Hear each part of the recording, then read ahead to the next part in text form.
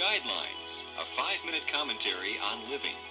Here now is your host, Dr. Harold Sala. Husbands, love your wives. Wives, love your husbands. Love one another as I have loved you. All three of these commands are New Testament injunctions.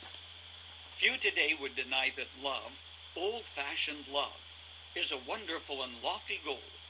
But when it comes to translating this, a beautiful word and a lofty concept, into concrete reality, many are not quite sure how to go about it. In fact, they're not even sure what love really is. Let's face it, love is not easily defined, because once a definition is tendered, then love is circumscribed by the boundaries of what has been written. E.B. White and James Thurber were right when they wrote, "One may define love and then have all kinds of trouble experiencing it, because once having defined it, one is in too pompous a frame of mind ever again to submit to its sweet illusion. By and large, love is easier to experience before it has been explained, easier and cleaner," end quote. Nevertheless, without love, life becomes dull and without meaning. According to a British doctor, babies who do not receive love and affection will not develop normally.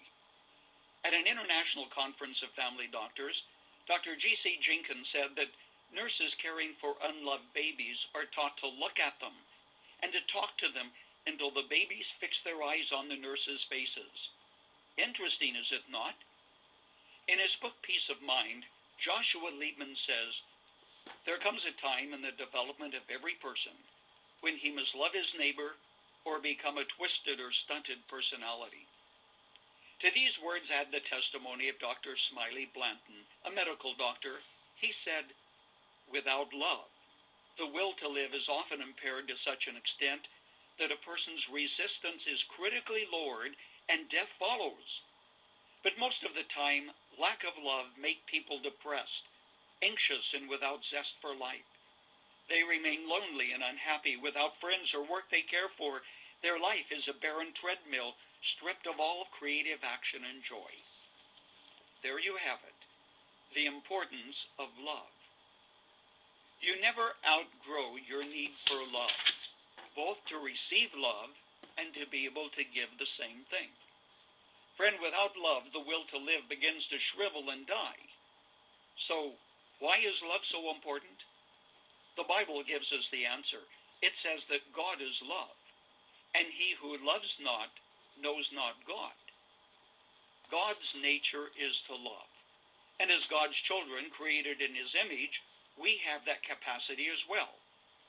Take a look at the heroic deeds of those who lived in the concentration camps of World War II, or were imprisoned, and yet were capable of tremendous deeds of heroism and commitment to others. It's nothing less than the imprint of the Almighty on humanity. The Apostle Paul revealed a great truth, one often overlooked today, when he wrote to the Romans, and this is what he said: "The love of God, that is, love that comes from God, is shed abroad or made manifest in our hearts by his Spirit who is given to us." Take it as a rule of thumb. The more of God's love which is in your heart, the more you will be able to love your family, your friends, and even your enemies.